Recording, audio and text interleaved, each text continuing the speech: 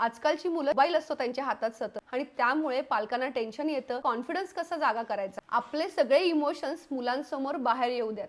मग तो राग असू दे, आनंद असू दे, की एखादी नवीन गोष्ट मिळवण्याची जिद्द. त्यामुळे मुलांना समजतं की मला राग येऊ शकतो, मला आनंदही होऊ शकतो आणि त्यांना सुद्धा समजेल की माझ्यामध्ये एखादी क्रिएटिव्हिटी आहे आणि ते मी माझ्या आई-वडिलांशी बोलू शकतो.